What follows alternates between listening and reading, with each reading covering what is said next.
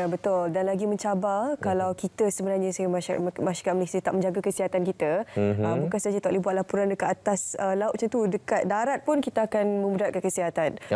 Dan bila menyentuh berkenaan kesihatan ni hari ini sebenarnya, istimewa Munawar, kita nak berbincangkan tentang satu penyakit kanser yang secara saintifik ini kita panggil sebagai kanser kolorektal, ataupun orang sekarang ni panggil kanser usus besar. Jadi kita bercakap berkenaan kanser kolorektal ini dan sedikit perkongsian kepada anda, kanser kolorektal ini merupakan kanser yang tertinggi dalam kalangan lelaki di Malaysia dan yang kedua tertinggi dalam kalangan wanita. Jadi untuk ruangan ini kami juga ingin membuka ruang talian kepada anda. Anda boleh hubungi kami untuk anda berkongsi pengalaman maupun berkongsi pertanyaan anda untuk diajukan bersama dengan pakar kita pada hari ini. Nombor hotline kami adalah 0322829855.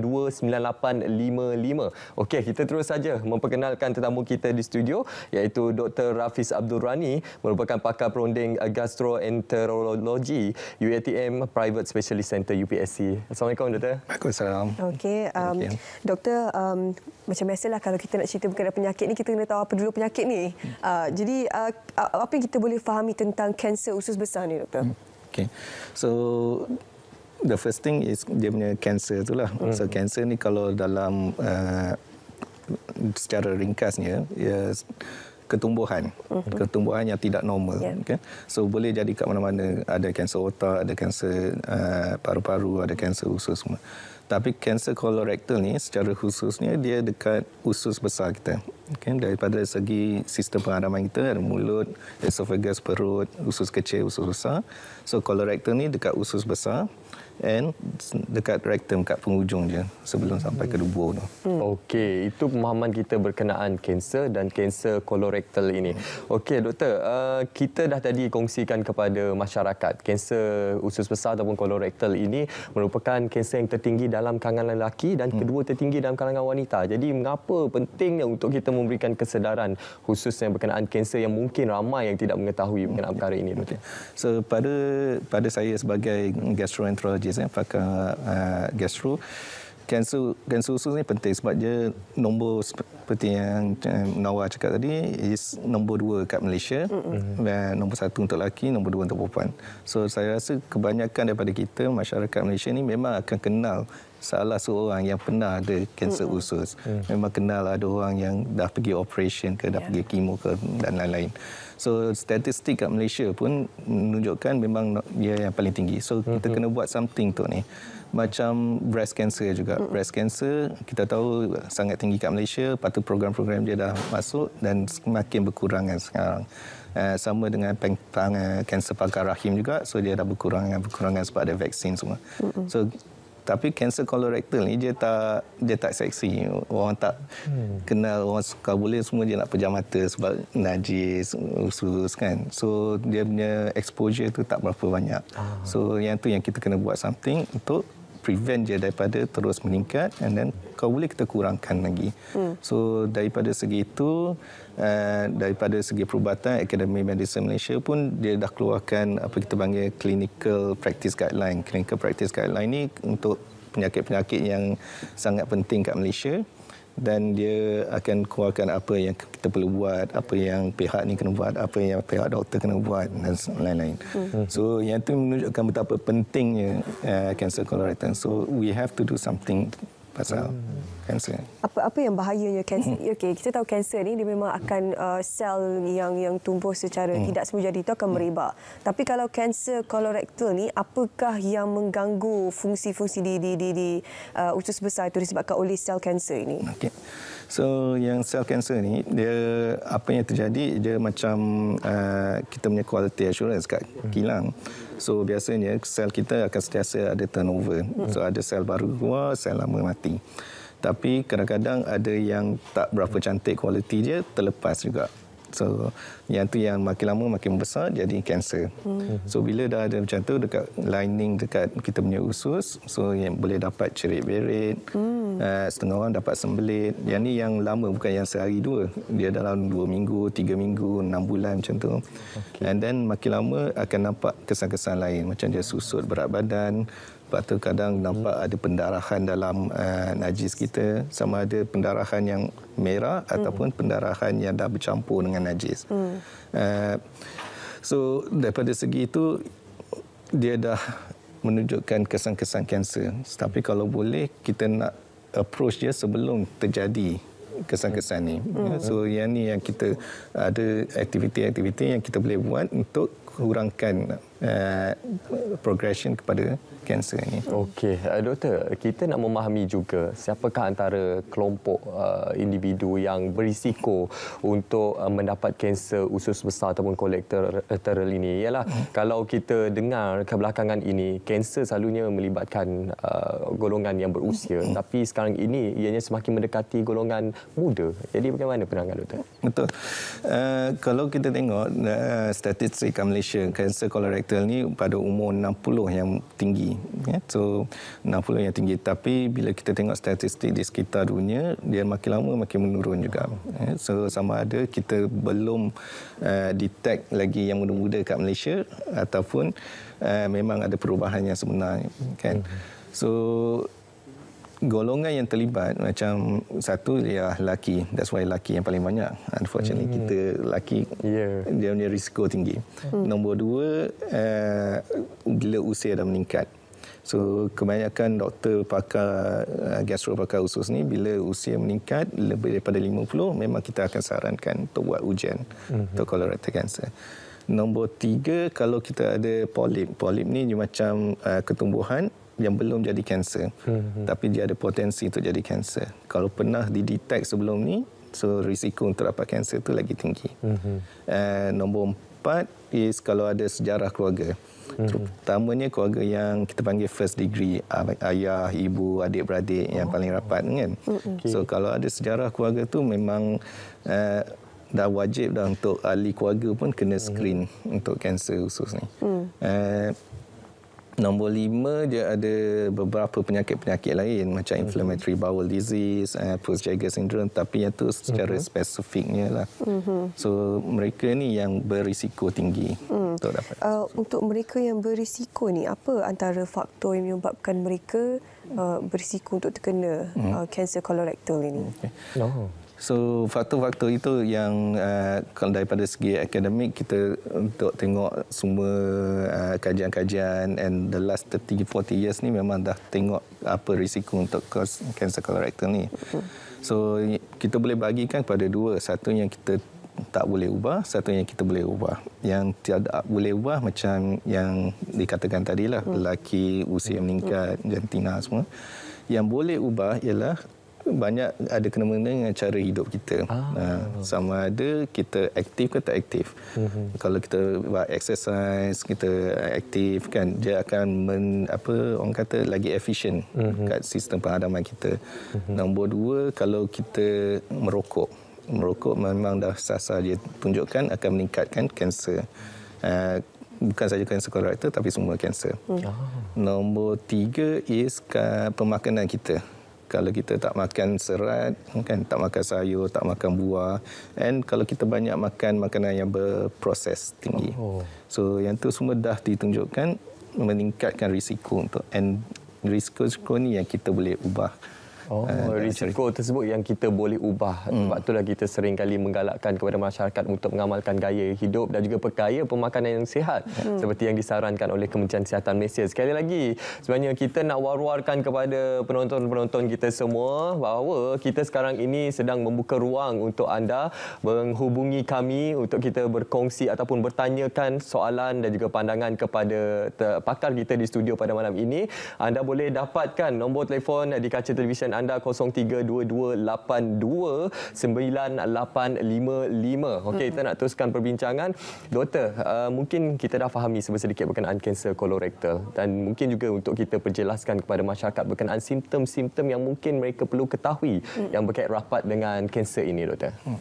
Simptom-simptom tu, gejala-gejala ni yang ada kaitan dengan risiko yang tadi itu jugalah. Kalau anda lelaki, you have to kena betul-betul cakna lah pada simptom-simptom ni.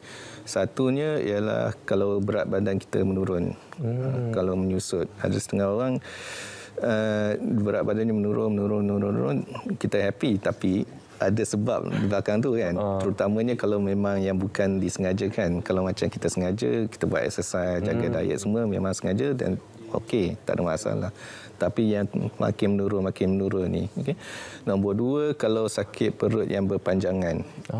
Kalau lepas 2 minggu, 3 minggu still ada sakit perut, dia mungkin bukan saja gastrik kan. Biasa orang sakit perut, gastrik kan. So mungkin ada sebab yang lain.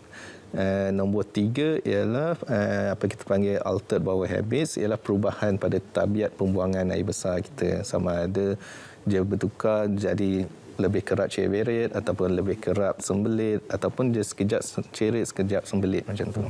So nombor 4 yang dramatik sikitlah bila kita nampak darah dalam najis tu, yang tu yang banyak orang datang ke doktor. Tapi kalau boleh kita nak detect sebelum terjadi ni.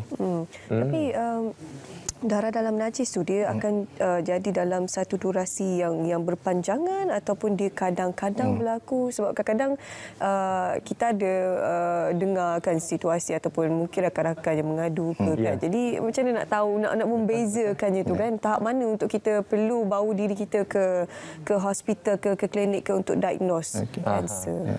Dia biasanya cerita dia macam ni. Dia kata contoh satu pasien saya, dia ada buang air tu, dia nampak darah tapi sikit je kan, macam spotting lepas tu buat tak tahu je lah kan, sebab sikit kan.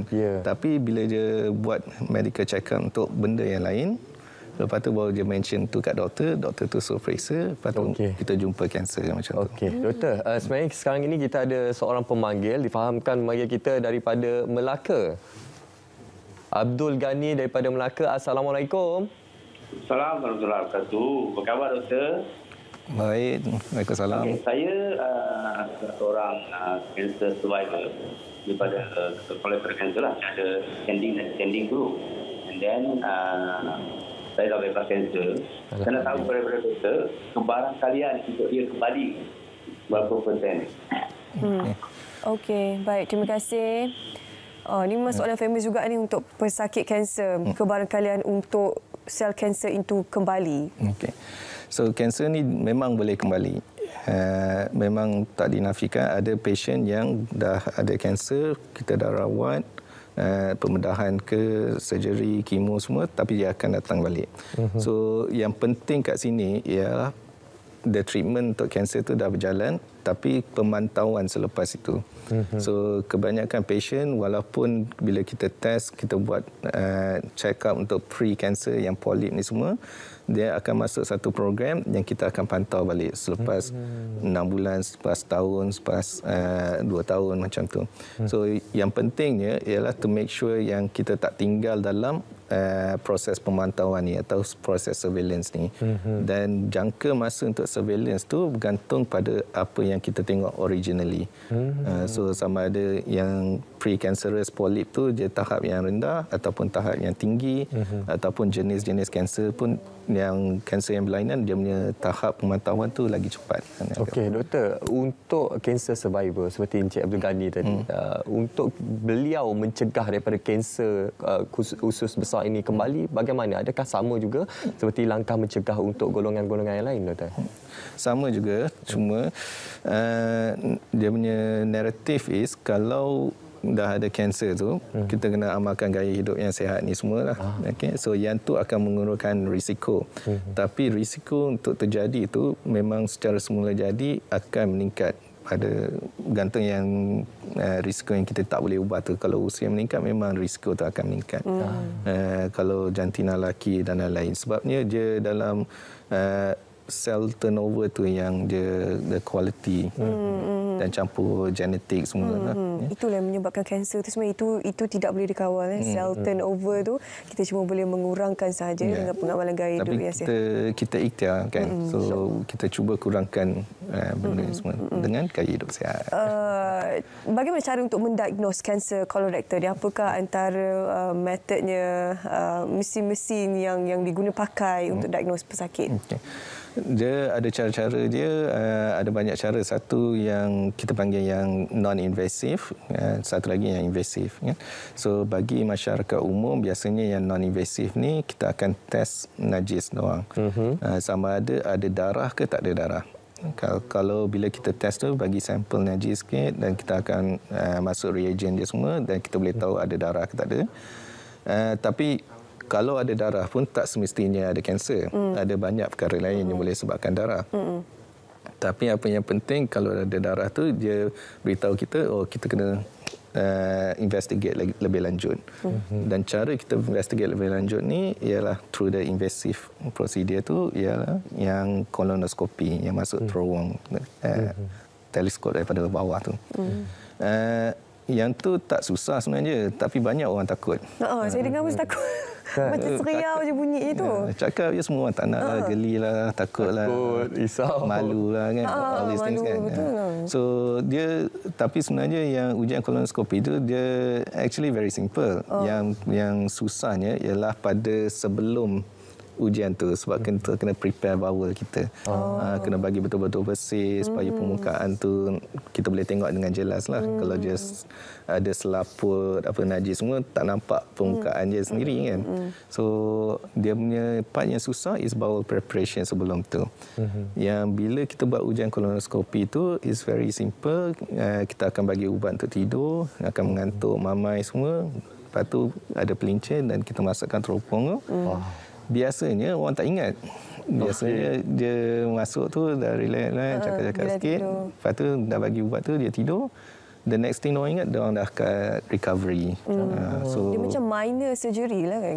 Dia surgery? Tak kira surgery pun, dia prosedur saja. Dia kira prosedur je sebenarnya. Berapa lama prosedur tu? Biasanya dalam 15-20 minit. Kalau tak ada apa-apa yang kita nampak. Kalau ada nampak polip ke, yang kita nak buangkan polip tu, mungkin ambil masa lebih sikit lagi. Yang lama biasanya masa menunggu.